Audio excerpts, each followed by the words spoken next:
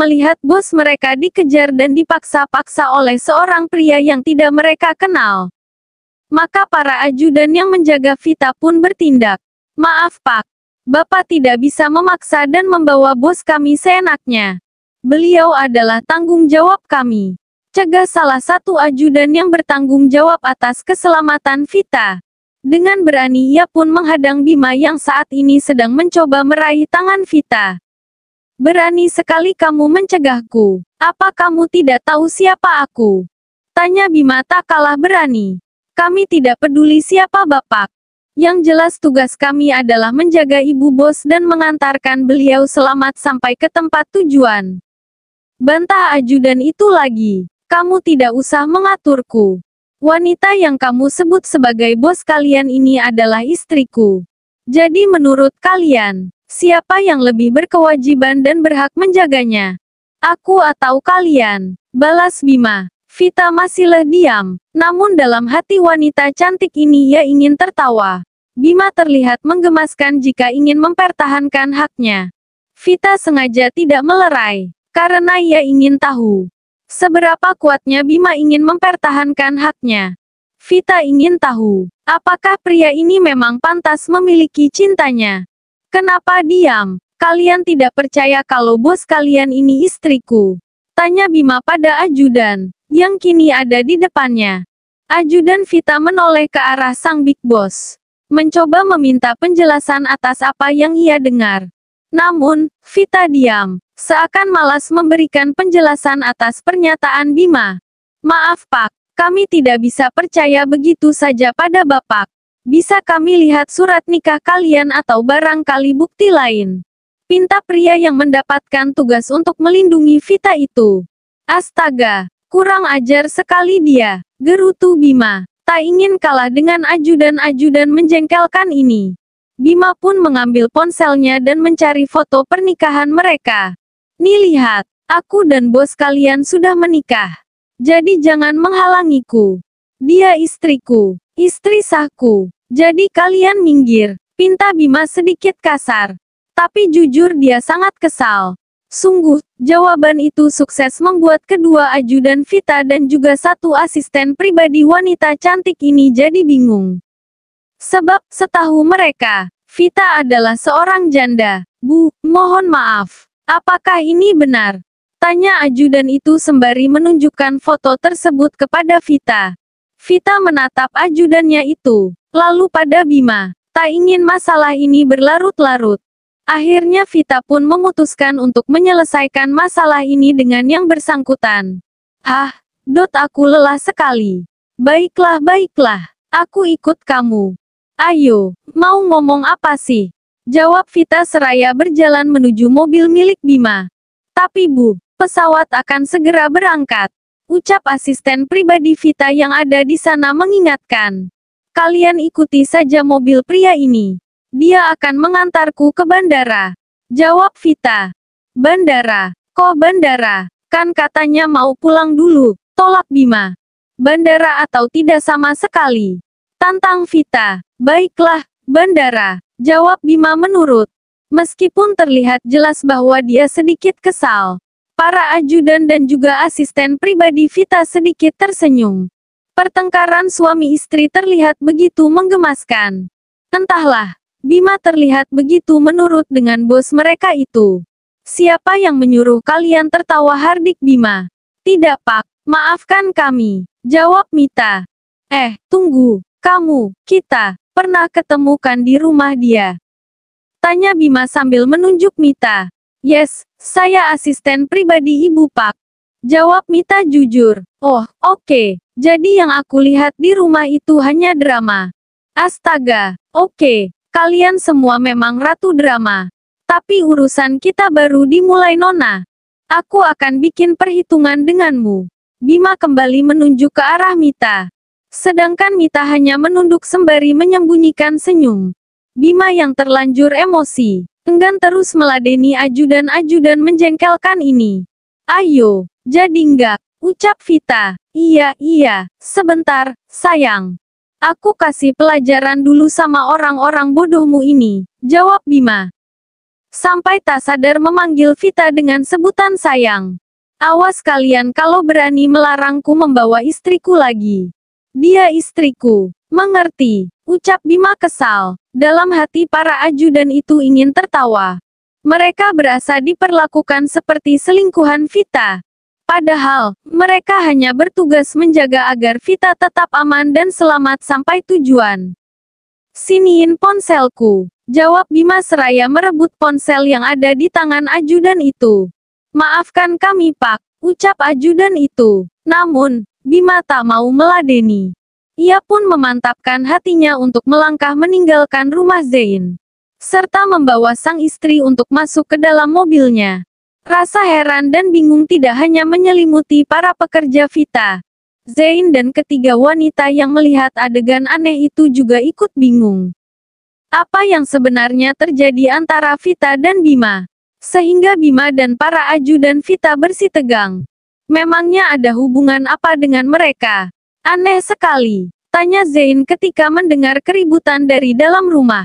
Entah, coba kita samperin Pi, ajak Zizi. Yuk, serem kalau sampai Bima dikeroyok sama ajudan Vita.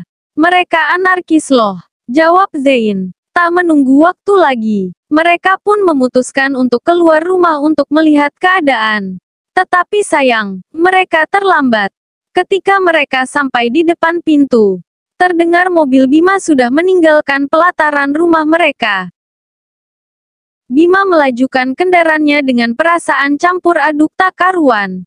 Nyatanya wanita yang kini duduk manis di sampingnya ini sanggup membuat mulutnya terbungkam.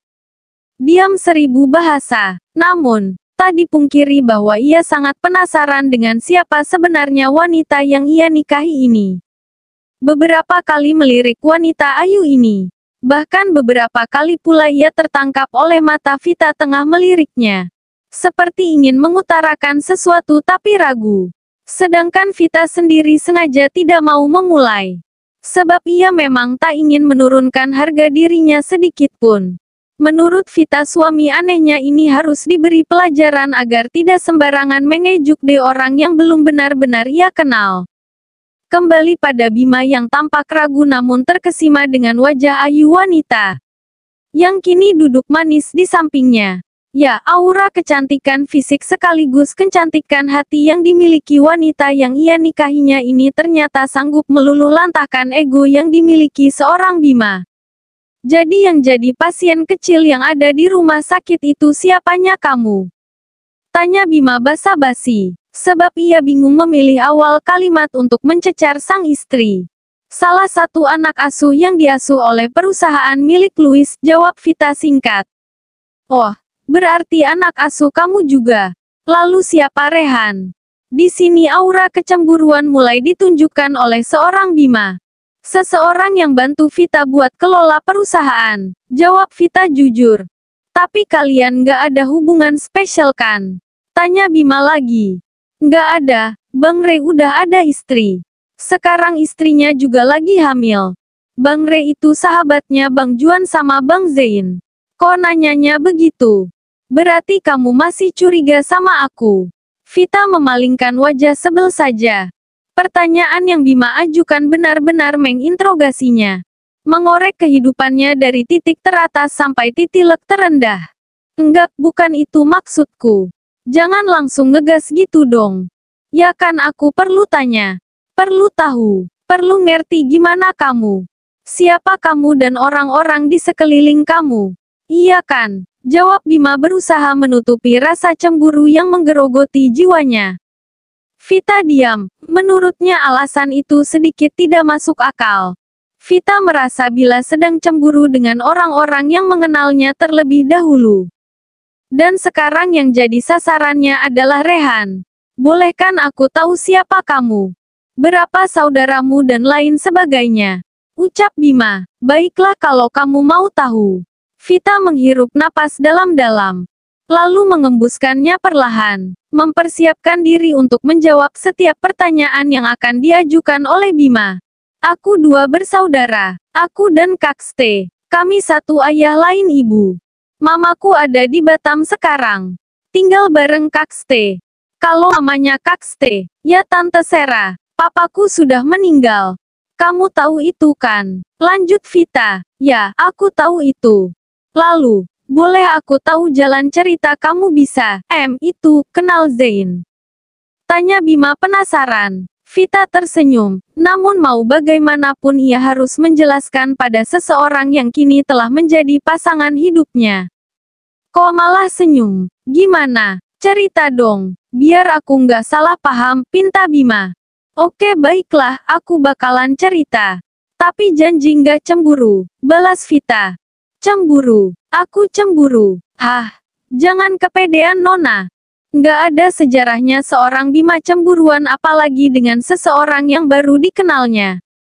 Jawab Bima masih mencoba membentengi egonya. Baguslah kalau nggak ada cemburu di hatimu untuk aku. Soalnya orang-orang yang ada di sekitarku adalah pengusaha-pengusaha muda nan tampan plus tajir. Jadi kalau kamu nggak cemburuan, enak bagiku untuk melangkah. Aku kriteria wanita yang nggak bisa dicurigai apalagi dicemburui. Bagiku itu nggak banget, mengingat aku selalu menghargai komitmen. Jawab Vita. Bima diam, jawaban Vita serasa menamparnya. Ternyata Bima salah main strategi. Yang penting kamu nggak duain aku. Ucap Bima pelan dan lirih. Namun Vita masih bisa mendengar permintaan itu dengan jelas. Lah emang kenapa? Kan kamu sendiri juga mendua. Kenapa aku nggak boleh? Tanya Vita. Ya kan aku nggak mendua Fit. Sampai detik ini aku masih sendiri kok. Sumpah deh. Jawab Bima. Sendiri. Bener. Vita melirik sambil tersenyum. Enggak, sorry. Sekarang ada kamu. Maaf lupa. Bima tersipu. Wajahnya memerah. Oke. Vita memalingkan wajahnya agar Bima tidak menyadari jika saat ini dia tersenyum. Tadi belum cerita soal Zain. Bima menatap sang istri sekilas. Dia terus yang ditanyain. Yang pernah jadi suamiku Louis loh bukan Zain. Vita membalas tatapan mata sekilas itu. Ya kan yang aku tahu. Asli terlihat di mataku kan dia. Bima cemberut. Bang Zain itu mantan iparku. What? Cit. Spontan Bima menginjak pedal remnya. Terkejut. Tak ayal tubuh Vita pun langsung menabrak dashboard mobil. Beruntung ia masih memakai seatbelt. Astaga Bim, kamu apa-apa sih? Vita menatap Bima kesal. Jadi, Bima membalas tatapan Vita. Jadi apa? Pasti suzon. Enggak Bima, aku dan Bang Zain tidak seperti yang kamu pikirkan. Aku suka Bang Zain jauh setelah dia bercerai dengan kakakku. Bahkan kakakku sudah nikah sama Bang Juan. Udah ada anak juga. Aku dan Bang Zain memutuskan untuk tidak melanjutkan hubungan kami karena kami nggak ingin melukai orang-orang yang ada di sekitar kami. Jadi hubunganku dengan Bang Zain tidak sama dengan apa yang ada di pikiranmu, mengerti? Jawab Vita sedikit kesal. Syukurlah kalau begitu. Tapi janji ya jangan main hati dengan yang lain. Aku nggak akan mengampunimu, ucap Bima. Kali ini peringatan yang ia berikan pada sang istri adalah serius. Bisa begitu, katanya jijik sama janda. Kok ngelarang-larang? Itu namanya kamu nggak jelas Bima. Balas Vita tak kalah kesal. Nggak jelas gimana? Sekarang apapun yang kamu lakukan, itu adalah tanggung jawabku Vita. Jadi kamu harus nurut sama aku. Ucap Bima lagi. Vita tahu ucapan Bima ada benarnya. Maka ia pun memilih diam. Berapa lama kamu di Belanda? Selain sama Rehan dan Bang Juan. Kamu pergi sama siapa lagi? Bima menatap sang istri sekilas. Lalu ia kembali memfokuskan pandangannya ke depan. Nggak sama Bang Re ama Bang Juan doang. Untuk berapa lama aku nggak tahu. Paling sampai tahun baru. Jawab Vita lagi. Kenapa lama sekali? Bagaimana dengan pekerjaanku? Aku nggak boleh libur sebanyak itu Fit, ucap Bima. Yang ngajak kamu siapa? Aku pergi sendiri balas Vita. Nggak bisa, aku tetap bakalan nganterin kamu sampai tujuan. Setelah aku merasa kamu aman, aku baru akan balik ke Indonesia, paksa Bima. Nggak usah Bima, kan aku perginya nggak sendiri.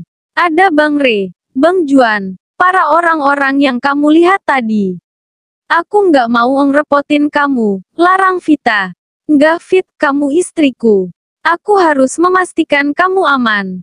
Paksa Bima. Jika sudah begini, Vita bisa apa?